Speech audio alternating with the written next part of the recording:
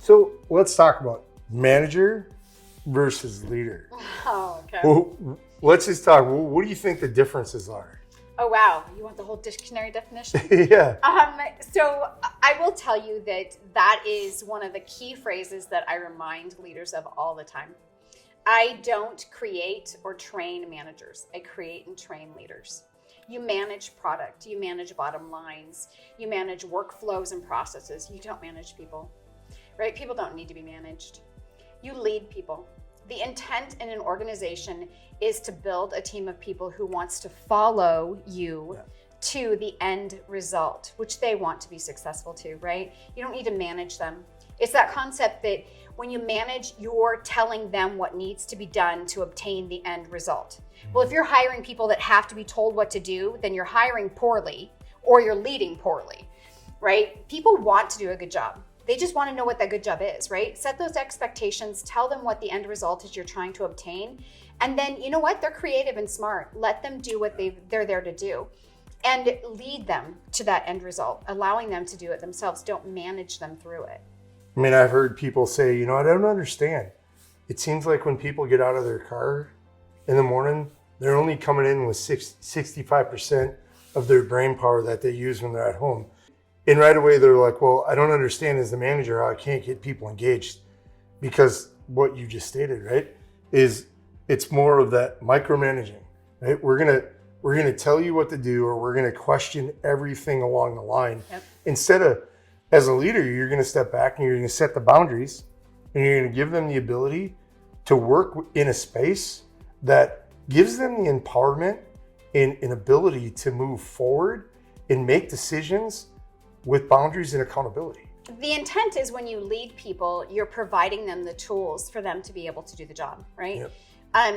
I've always been taught that you hire people smarter than yourself. And that's not because you're worried about or trying to create a replacement for yourself. It's because you need to not be the smartest person in the room. If you are, then you're in the wrong room. And it's that simple, right? Mm-hmm. Because you want people around you to bring their ideas and their input into a situation, because they all come from different backgrounds, right, and walks of life, and they have an ability to bring new ideas and creativity to it if you allow them to. And when you lead people, you are leading them to help find a solution, as opposed to managing where you're telling them, right? And so people shut down. It doesn't matter what environment it is. As soon as you tell them what needs to be accomplished and then say, you can go ahead and do this, right? Why would they even put their creative spin on it, right? This is what you're asking them to do. This is all you're looking for from them. But if you say, this is what we're trying to accomplish, help us get there, you're asking for their creativity. You are leading them into a solution. And I'm a huge believer that leaders are successful in organizations. Managers are not anymore, unless you manage product, process, finances, something like that, right? If you're managing anything that's not people-oriented, then yeah, managing is correct, right? Because you're not looking for any creativity or empowerment from a process. And one of the biggest differences between managers and leaders is letting go of self. Managers are worried about themselves. How are they looking? What are they doing, right? Well, how is this going to look good on me? And a leader is putting their team first and is really worried about their team and serving them, right? It's one of the simple things in creating a organization, a we organization, all working together, is if you're using the word I, right, all the time, it's one you probably called a manager and you don't understand how that sounds. And when you're sending out emails and you're doing things and you're using I, as a leader, you're using we, right? Because we're doing this all together. And as a leader, you understand you work for your team. As a manager, your team I bet you 10 out of 10 times, someone's like, well, they work for me. Hey, where's my team? They got to do this for me. A leader looks at it the other way. Right? They're looking at it from a standpoint that I work for them. And that's what I have to do. I have to work every day to be there to support, guide, and take away the hurdles so they can succeed. And creating that environment as a leader is where, when you start caring about people, as we've talked about in other episodes and in our training, when you're caring about people, truly putting them first and creating the environment of the we environment, everybody working together and teams you're building teams where people care, it becomes such a great place because your turnover goes down, your profit goes up, and people want to come to work and they want to be there. And then they're not only happy when they come in, but we forget about as leaders. I was just going to say that. One of the things I remind leaders of is the impact they have on their employees' lives as a whole. Yeah. And I get this blank stare sometimes from leaders who are like, well, what do you mean by that? And I'm like, do you realize that everything that occurs in this 8+ hours that they're here affects how they treat their family when they leave here? Yep.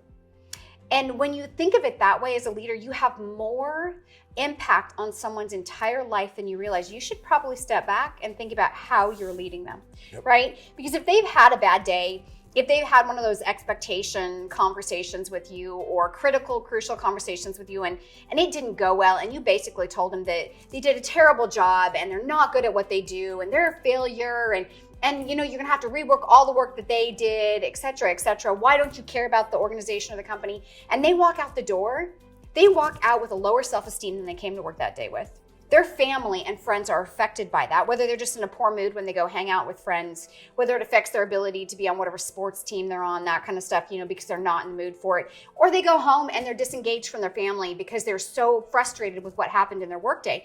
We affect that as a leader, right? And we have an impact on their personal life. But if you have that same conversation with them and you talk to them and you're like, you know what, this just didn't work today. And here's where we didn't succeed, but that's okay, because tomorrow's another day and we can figure out solutions. And how about we work together next time on finding a solution before you implement it so we can make sure that we're on the same page, because you have some really great creative ideas, but maybe you need my help to figure out how to put them into place.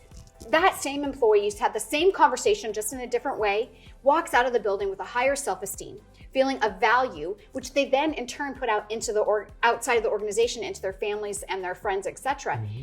We have an influence on them. And so we need to make sure that we don't take that lightly as leaders, but really make sure that we infuse care and concern and expectations and honesty and respect into our teams, because they in turn put that outside of us into the organization and the rest of the world. Yeah, in carrying on-site and off-site all the way through is what we really need to do as leaders, right?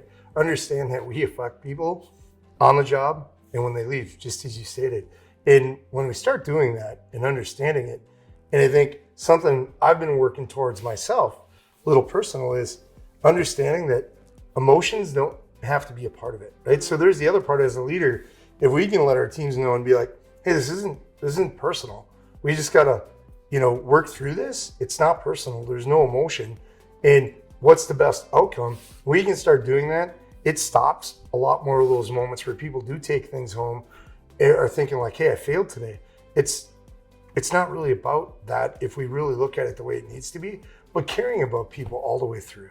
Caring about when they leave, caring about when they're at work, and really making sure it's about the people that work for us. That's where we gain, right? Because when everybody's in the right space and enjoying what they do and enjoying what they do when they leave, because they're no longer thinking about work, that's the best of both worlds. Like, we don't think of that way as if somebody leaves and all they're doing with their family is thinking about work or thinking about that conversation you just explained.